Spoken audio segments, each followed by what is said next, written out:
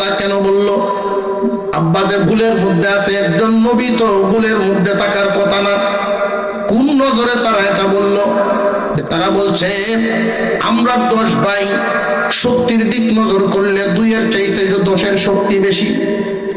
কামাই রুজি ইনকামের দিক খেয়াল করলে বর্তমানে আমরা বড়রা ইনকাম করার সময় ইনকাম আমরা করি, সংসার আমরা চালাই। আব্বা যদি আদর করবার হয়, বেশি নজর রাখবার হয়, আমাদের দিকে রাখবেন, কিন্তু না, আব্বা তো ওই দিকে নজর বেশি রাখে। আপত্তি করেছেন সূরা ইউসুফ থেকে আলোচনা শোনার জন্য। লম্বা চূড়াই সূরা, 111 খানা আয়াত, 12 খানা রুকু। আমি এক মাহফিলে আলোচনা করেছিলাম, 3 দিন ব্যাপী মাহফিল। তো এই প্রথম দিন থেকে 3 দিন আমি ছিলাম। তো 3 দিনেও শেষ হয় নাই। তারপর মাইক প্যান্ডেল রাখা হয়েছে, আরো একদিন বাড়ায় 4 দিনে শেষ হয়েছে। তো যদি খুঁটিনাটি দিক নির্দেশনা, শাখা পোশাকা সব মিলে আলোচনা করতে হয়, আরো বেশি সময়ের দরকার। লম্বা চড়া সূরা জুমায় আলোচনা করছিলাম, 1 বছর হয়েছে। কুরআনুল কারীমে ছোট বড় 500 ঘটনা আছে। এর মধ্যে আল্লাহর ভাষায়, আল্লাহর কথায় আহসানুল কাসাস, এই ঘটনার ব্যাপারে আল্লাহ বলেন উত্তম ঘটনা এটা, সুবহানাল্লাহ, সুন্দর। এই ঘটনায় সব দিক মোটামুটি তুলে ধরা হয়েছে। একজন পিতার আদর্শ কেমন হওয়া চাই, ভাইয়ের আদর্শ ভাইদের প্রতি কেমন হওয়া চাই, একজন যুবকের চরিত্র কেমন হওয়া লাগে, একজন ক্ষমতাবান ব্যক্তি, প্রতিনিধি যারা হন, জনগণের দায়িত্বশীল যারা হন, তাদের কি পরিমাণ গুণাবলীর প্রয়োজন, এই সমস্ত বিষয়গুলো সব দিক তুলে ধরা হয়েছে। তো এই ঘটনার মধ্যে ধারাবাহিক যে আলোচনাটা, কোন পয়গম্বরের জীবনী কোরআনে এইভাবে ধারাবাহিক আলোচনা হয়নি। যখন যতটুকু প্রয়োজন হয়েছে এতটুকু নাজিল হয়েছে, ধারাবাহিক নেই। তো ধারাবাহিক ভাবে সূরা ইউসুফে প্রথমেই যে বিষয়টা আমরা জানতে পারি, আল্লাহ তাআলা আমার আপনার নবীকে পাঠিয়েছিলেন মক্কা নগরীতে। নবুয়তের দায়িত্ব পালন করেছেন 13 বছর। তারপরেও নির্যাতন, নিপীড়ন দিন যত যায় কাছের মানুষদের দ্বারাই বাড়ে, আপনজনেরা নির্যাতন করে। শেষ পর্যন্ত হিজরত করতে বাধ্য। হিজরত করলেন, মদিনায় গেলেন। আল্লাহ পাক রব্বুল আলামিন এমনই একটা ঘটনা আমাদের কুরআনুল কারীমে আল্লাহ নাজিল করেছেন, এখানে সব ধরনের শিক্ষা। একদল মানুষ ইহুদি খ্রিস্টানদের যে আলেম ওলামা থাকে, ইহুদি খ্রিস্টানদের, ইহুদিদের আলেম যারা হয় এদেরকে বলা হয় রাহেব। খ্রিস্টানদের যারা আলেম হয় এদেরকে বলা হয় পাদ্রী। মুসলমানদের যারা, তাদেরকে আলেম ওলামা। তো ইহুদি খ্রিস্টানদের যে পাদ্রী রাহেব, তাদের থেকে কিছু শিক্ষা হাসিল করে একদল মানুষ নবীজিকে এসে প্রশ্ন করলো হিজরতের কিছুদিন আগে। হিজরতের কিছুদিন আগে ছিল এই সূরা নাজিল হওয়ার সময়। প্রশ্নটা কি? তারা শিখায়া দিছে যে মুহাম্মদ যদি সত্য নবী হয়ে থাকে প্রমাণ হয়ে যাবে কেমনে? উনি তো কোনো শিক্ষা প্রতিষ্ঠানে শিক্ষা হাসিল করেন নাই, আক্ষরিক জ্ঞান ওনার নাই, উনি শিক্ষিত মানুষ না, নবী দাবি করেন। ওনাকে প্রশ্ন করবা বনি ইসরাইল তাদের যেই আদি বাড়ি, আসল বাড়ি ঘর সিরিয়ার কেনান নগর, ওই আদি বাড়ি আদি দেশ ছেড়ে মিশরে বসবাস শুরু করলো। এর ইতিহাস কি? এর কারণটা কি? মূল কারণটা কি ছিল? দেশ ছাড়া এখানে বসবাস যে শুরু হলো, এর মূল বিষয়টা কি? ওইটা জানতে চাইবা। যদি বলতে পারে না, বুঝবা সত্য নবী না। আর যদি বলে দেয়, তাহলে মনে করবা মুহাম্মদ সাধারণ কোনো মানুষ নয়, আল্লাহর পক্ষ থেকে ওহী নাজিল হয়। তো এই মক্কার একদল মানুষ আইসা আমার আপনার নবীকে জিজ্ঞাসা করলো ইউসুফ এবং তাদের ভাইদের ঘটনাটা, বাড়িঘর ছেড়ে মিশরে কিভাবে বসবাস শুরু করলো। তখন সাহাবীরা উপস্থিত ছিলেন, তারাও মনে মনে খুশি হচ্ছেন। কেন? যে আমার আপনার নবীর জবান থেকে যদি শুনতে পারি, এখানে কোনো সন্দেহ আর থাকবে না।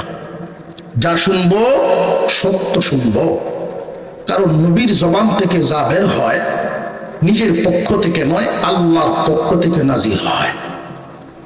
আর আল্লাহর পক্ষ থেকে যেই ঘটনা নাজিল হয়, এই ঘটনার অবস্থা হলো এমন, দুনিয়ার জমিনে ঘটনা ঘটে আগে, লেখা হয় পরে।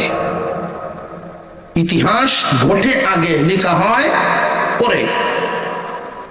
আল্লাহর পক্ষ থেকে যেই ঘটনাটা নাজিল হয়, এই ঘটনাখানা লিখা হইতেছে পরে, নাজিল হইছে পরে, কিন্তু লৌহে মাহফুজে ঘটনা ঘটার আগেই লেখা হয়ে গেছে।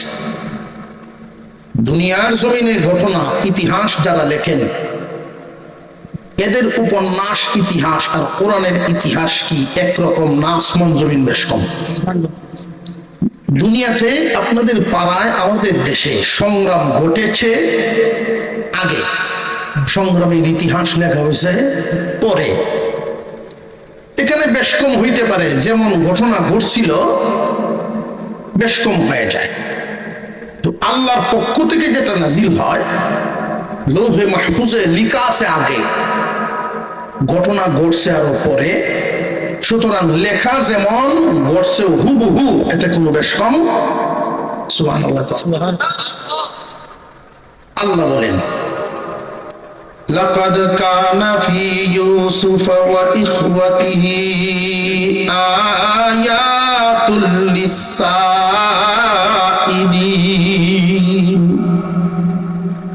নিশ্চয়ই নিশ্চয়ই ইউসুফ এবং তার ভাইদের ঘটনার মধ্যে জিজ্ঞাসুদের জন্য শিক্ষা রহিয়াছে, নিদর্শন রহিয়াছে। যারা প্রশ্ন করতে আসছে, এদের জন্য শিক্ষা রহিয়াছে এই ঘটনার মধ্যে। এদের জন্য কি শিক্ষা? এক নম্বর শিক্ষা হলো মুহাম্মদ যে সত্য নবী, আর কোনো সন্দেহ নাই। মুহাম্মদ যে সত্য নবী, এই ঘটনা যদি বলতে পারে, তাহলে উনি যে সত্য নবী, আর কোনো সন্দেহ। দুই নাম্বার শিক্ষা হলো একদম মানুষ মনের জিদের কারণে মুহাম্মদ এবং তার অনুসারীদের উপরে যে নির্যাতন করে, তাদের জন্য শিক্ষা হলো এই ঘটনায় বর্ণিত আছে ইউসুফ পয়গম্বরের উপরে তার ভাইয়েরা যে নির্যাতন চালালো, অবশেষে আল্লাহ পাক রব্বুল আলামিন ইউসুফ আলাইহিস সালামকে জমিনে প্রতিষ্ঠিত করলেন।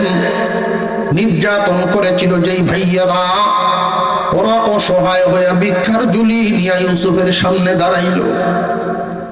সেই দিন বেশি দূরে নয়, আজকে মুহাম্মদ এবং তার অনুসারীদের উপরে যেইভাবে তার কাছের মানুষরা নির্যাতন চালালো, নিপীড়ন চালাচ্ছে, মুহাম্মদকেও আল্লাহ দিন ঘুরায়া এমন এক পর্যায়ে নিয়ে যাবেন, মক্কার ক্ষমতাধর ব্যক্তিরাও তার সামনে অসহায় হইয়া যান, ভিক্ষার ঝুলি নিয়ে দাঁড়াইবে। শিক্ষা রহিয়াছে। এবং আমরা যারা আজকে দুনিয়ার জমিনে এই ঘটনা শুনছি, তেলাওয়াত করছি, আমাদের জন্য শিক্ষা রহিয়াছে। সেটা কি? সমাজের মধ্যে উঁচা নিচা পার্থক্য করি আমরা, অমুক দামি অমুক কম দামি, অমুকের তুলনায় আমার মর্যাদা বেশি, তমুকের তুলনায় তার মর্যাদা বেশি, এরকম একটা ভেদ বিচার আমাদের বিবেক দ্বারাই করা শুরু করি। অথচ আল্লাহ পাক রব্বুল আলামিন কে সম্মানী এটা ঘোষণা করে দিছে। আমরা চিন্তা করি সামাজিকভাবে এখনো পাওয়া যায় এমন, যদি দেখা যায় বাবার 2 সংসার, তাহলে প্রথম জন যিনি, উনি হন বিবি, পরের জনরে মনে করেন বান্দি। এই প্রতিহিংসা মনের জিদ এখনো আছে না নাই?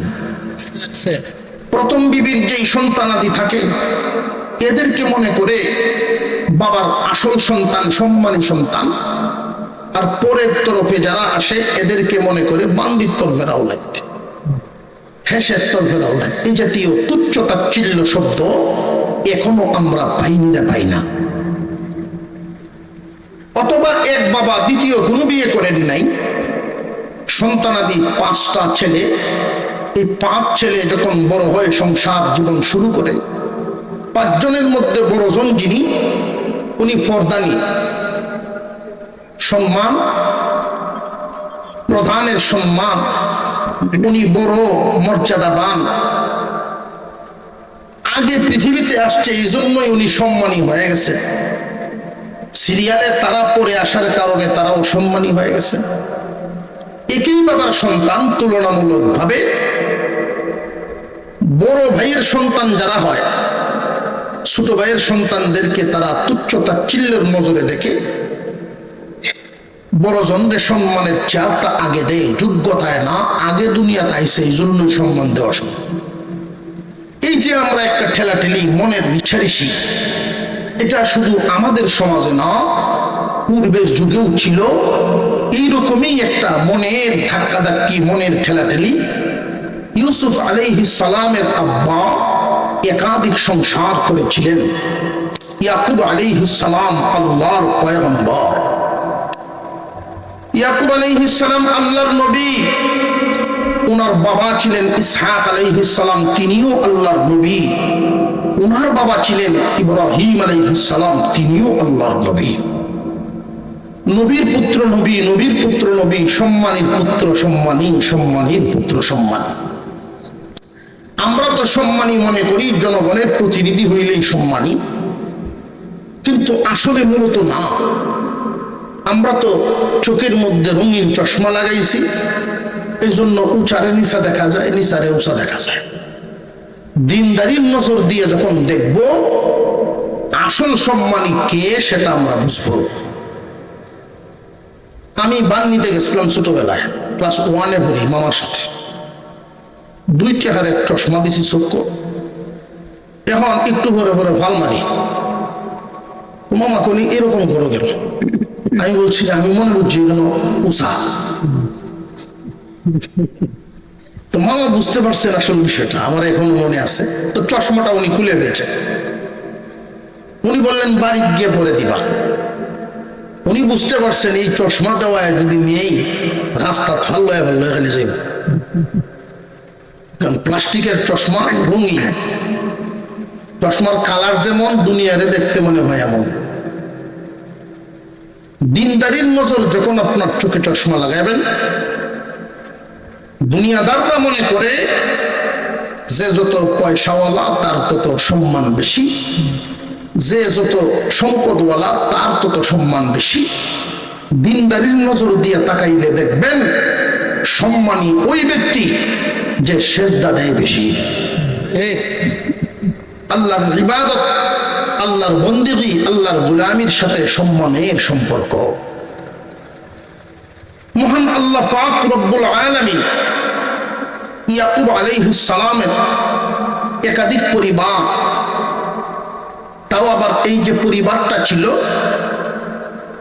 ইয়াকুব নবী যেই প্রথম বিবি গ্রহণ করেছিলেন, এক বর্ণনা মতে ওই বিবির সন্তান 10 জন ছেলে সন্তান। এরপরে যিনি বিবি যেই বিবাহ করেছেন ইউসুফ আলাইহিস সালামের আম্মা, উনি সম্পর্কে ছিলেন খালা, আগের ছেলেদের খালা, অর্থাৎ আমরা সহজ ভাষায় যেটা জানি বউয়ের ছোট বোন। তখনকার শরীয়তে একসাথে দুই বোনকে বিয়ে করা জায়েজ ছিল, এখনকার শরীয়তে না, তখনকার শরীয়তে। নবী পরিবর্তনের সাথে সাথে বিধান পরিবর্তন হয়ে যায়। তখনকার শরীয়তে সম্মানের জন্য সেজদা দেওয়া জায়েজ ছিল, এখনকার শরীয়তে মাথা ঝুঁকানোই হারাম। কাউকে সম্মান দিতে গেলে মাথা না ঝুঁকিয়ে পা ছুঁইতে পারেন, আর নইলে সালামের মধ্যেই সীমাবদ্ধ। মাথাটা একমাত্র ঝুঁকাবেন কার কাছে? আল্লাহর কাছে। তখনকার শরীয়তে এটা জায়েজ ছিল আপন দুই বোনকে বিয়ে করা, তো জায়েজ থাকলেই সবার অন্তরে তো মেনে নেয় না। এখনকার শরীয়তে একটা বিধান দেখেন, মাসনা সুলাসা রুবা, 2, 3, 4। একজন পুরুষ তার যদি আর্থিক শারীরিক সামর্থ্য থাকে সেজন্য 2, 3, 4টা পর্যন্ত বিয়ে শাদী করতে পারে, কোনো বাধা নিষেধ নাই। তবে হ্যাঁ, ইনসাফ যেন বজায় রাখে। ইনসাফ যদি সমান বজায় না রাখে, কিয়ামতের দিন ওই স্বামী এক সাইড বিকলাঙ্গ প্যারালাইসিস রোগীর মতো উঠবে। হাসরবাসীরা জিজ্ঞাসা করবে, এই লোকের এই পরিণতি কেন? যে বিয়ে করছিল 2টা, দেখতো 2 নজরে। পরবর্তীতে যারা বিয়ে করে নতুন লইয়া শুধু ঘুরতো কক্সবাজার, অমুক তমুক ভারতপুর কোজায়, আর বুড়িদের কোন খোঁজ খবর নেই। এইরকম যদি হয়, বিকলাঙ্গ হয়ে এক সাইড প্যারালাইসিস রোগীর মতো হয়ে উঠবে। ইনসাফ যদি বজায় রাখতে পারে, শারীরিক এবং দৌলতের মালি সামর্থ্য আছে, 2, 3, 4টা পর্যন্ত একজন পুরুষে বিয়ে করার অনুমতি আছে। কিন্তু এই যে অনুমতি শরীয়তে দিয়া রাখছে, আছে যে আমরা এখানে যারা আছি, আমরা হুজুর হই আর সর্দার হই, যেই হই গড়ে এই পরামর্শটা একটু করে দেখেন তো অনুমতি পাননি। গরম ভাত খাওয়া বন্ধ হয়েছে, তুমি কথা বুঝে আসতেছে? মানুষ মরতে চায়, এইটা চাইতো না। এমনকি হুরের আলাপ জান্নাতে গেলে যে আল্লাহ হুর দিব, এটাও মানতে রাজি না। সুযোগ পাইলে হুরের চুলো দল হয়, তুই খেল লাগি নিছস, ঠিক না? ঠিক। ক্যান্সারের রোগী অসুস্থ হয়েছে এক মহিলা, মনে হয়ে গেছে তাই বলতেছি। মহিলার অসুখ, ডাক্তার বলছে যা খাওয়াইবার খাওয়াইলাম, হায়াত বেশি বাকি নাই। বাড়িতে আনছে বেচারা। স্বামীও চিন্তা করলো, জীবন কাটাইতেছে যার সাথে বহু বছর কাটাইলাম, সপ্তাহখানিক আর হয়তো টিকবো, দোকানদারি ব্যবসা বাণিজ্য সবকিছু বাদ দিয়া তার সাথেই বেশি সময় দেয়, পাশেই বসে থাকে। হঠাৎ স্বামীর হাত ধরিয়া জিগায়, আমি মরলে আপনি কি তা করবেন? বিষয় কিন্তু তার উদ্দেশ্য হইল বিয়া করবো কিনা, ওইটা জিগাইতেছে। এজন্য বিয়েটা না কইয়া প্রশ্ন করছেন, আমি মরলে আপনি কি করবেন? স্বামী বেচারায় মনে মনে ভাবে, ঠিক বই আর কয়েকদিন, এখন যদি কই যে বিয়া তো একটা করম লাগবে, মনে যদি কষ্ট পায়। উনি বুদ্ধি করে উত্তর দিছে, তুই মরলে আমি ভাগল হইয়া। যাতে মনে করে যে না, আমার মহব্বত করে, আমি মরলে কি করবো? পাগল হইয়া। এরপরে যখন উত্তর মন মতো ভাইছে না, বিয়ে করবো কিনা এটা তোর বুঝছে না, পাগলের নেব কইছে, আর একটা বিয়া হতো না। দূর পাগলে তো কত তাই করে। মর বইয়ের পরে চিন্তা দূর হয় না। শেষ পর্যন্ত যাও পাগলামি করো আর যাই করো, আমার হাত ধরে একটা কথা দেও। কি কথা? আমার গুরুস্থানের মাটিটা শুকাইলে বিয়ে যদি করো, এরপরে কবরের মাটি শুকানোর আগে বিয়ে করো। আচ্ছা যা কথা দিলাম, তো শান্তিতে মন কথা দিলাম, কবরের মাটি না শুকাইলে দ্বিতীয় সংসার করব না। মারা গেল, দাফন কাফন শেষ, সপ্তাহ গেল, 15 দিন গেল, 1 মাস গেল, ওটা কি আর দেখে না মাটি তো সময় না আগের মতো ভিজা। ওই কিরি ব্যাপার, এর কথা কি আল্লাহ এইভাবেই কবুল করবো নাকি? যা ওয়াদা তো ওয়াদাই, না ঢুকাইলে তোর কাম হতো। এলাকার মধ্যে কিছু ঘটক তো থাকে, উকিল তারা জিগায় কি ব্যাপার, জীবন এমনি যাইব ভাই, তো আর কয়টা দিন ঢুকাইল ঢুকাইতো কিতা যে ঢুকাইতো এটা তোর কয় না, সমস্যা কি ওইটা বুঝতে না। 2 মাস গেল, এরপরেও মানি তো আর শুকায় না। একদিন ফজরের নামাজ পড়িয়া ভাবলো যে বাড়ি ঘুরানতে যাই, গুরুস্থান জিয়ারত করে পরে যাই, কেন মা বাপের কবরও আছে, বিবিও মারা গেল। গুরুস্থানের দিকে যায়, এমনি দেখে কত তার যে শালা ছোটরা এটা কলসি লইয়া হেলমেট, কিরে এত সকালে তুই কলসি লইয়া করতে আস? দুলা ভাই আপনি তো জানেন না, আপা মরার আগে এক ওসিয়ত করে তুই গেছে, আমি বাচ্চা আছি যতদিন, একদিন ভরে ভরে 1 কলসি পানি দিতাম ততদিন। একদিন ভরে ভরে যদি 1 কলসি পানি কবরের উপরে দেয়, এই ছেলে যতদিন বাচ্চা আছে শালা কবরের মাটি আর হুকাইতো না, আর এর কপালে বিয়াও জড়তো না। বলার উদ্দেশ্য হলো, দ্বিতীয় সংসার যদিও আপন বোন তখনকার শরীয়তেও জায়েজ ছিল, কিন্তু মন থেকে মেনে নেওয়া বড় কঠিন ছিল। যেইভাবে এখনকার সময়ে আপন বোন জায়েজ না, অন্য জায়গা তো জায়েজ, মহিলারা মানতে রাজি না। তবে আমি মহিলা মা বোনদেরকে অনুরোধ করব, কুরআনের এই বিধানটা যদি কেউ মন থেকে না মানে, বিশ্বাস না করে বা এনকার করে, কোরআনের একটা বিধানকে যদি মন থেকে এনকার করে, অপছন্দ করে, তার ঈমান চলে যায়। তুমি মন থেকে এটা মেনে নাও, এবং মন থেকে মেনে নেওয়ার পর যদি মনে সহ্য না হয় তোমার আরেকজন সতীন হোক, তাহলে তোমার আদর্শ, তোমার সুকৌশলতা, আদব কায়দার মাধ্যমে তোমার স্বামীর নজর হামেশা তোমার দিকে ফিরিয়ে রাখার সর্বোচ্চ চেষ্টা করে যাও, তাহলেই তো উনি আর দ্বিতীয় সংসারের দিকে আর মনোনিবেশ করবে না। জেনে রাখবেন, একজন পুরুষ নারীর সৌন্দর্যের পাগল যতটুকু, এর চাইতে দ্বিগুণ পাগল তার আদর্শের, তার আচার আচরণের।